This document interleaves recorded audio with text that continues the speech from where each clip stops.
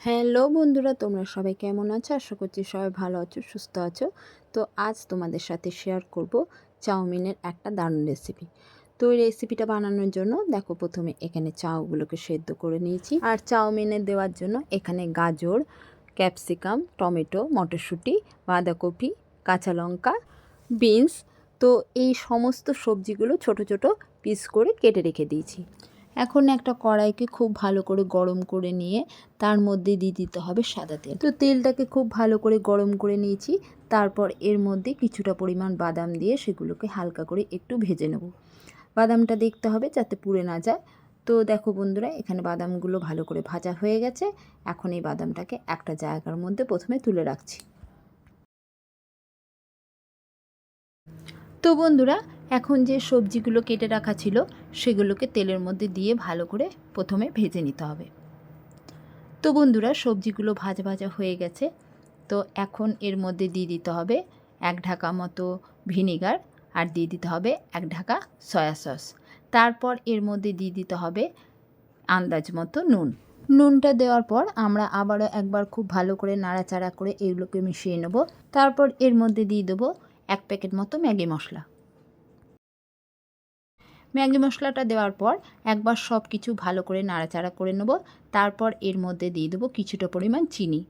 তো চিনিটা তোমরা তোমাদের স্বাদ মতো দেবে, আর যদি তোমাদের চিনি পছন্দ না হয় তাহলে চিনিটা তোমরা না দিতেও পারো, কিন্তু চিনিটা দিলে এখানে স্বাদটা খুব ভালো হয়, সেই জন্য আমরা কিন্তু একটু চিনি দিয়েছি।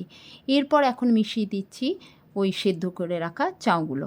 চাউটাকে দিয়ে খুব ভালো করে নাড়াচাড়া করে সমস্ত সবজি আর মশলার সাথে মিশিয়ে নিতে হবে। এরপর এর মধ্যে দিয়ে দিতে হবে ওই ভেজে রাখা বাদামগুলো দিয়ে আরেকবার খুব ভালো করে নাড়াচাড়া করে এগুলোকে মিশিয়ে নিতে হবে। এখন সব কিছু খুব ভালো করে মেশানোর পর এটাকে একটা জায়গার মধ্যে প্রথমে আমরা তুলে রাখছি। তো বন্ধুরা, এখন আবারও আমরা কড়াইয়ের মধ্যে দিয়ে দেবো কিছুটা পরিমাণ সর্ষের তেল। তো তেলটাকে প্রথমে খুব ভালো করে গরম করে নিয়েছি। তারপর এর মধ্যে দিয়ে দিতে হবে 2 থেকে 3টে ডিম। তো এই ডিমগুলোকে ফাটিয়ে আমরা একদম কড়াইয়ের মধ্যে দিয়ে দেবো।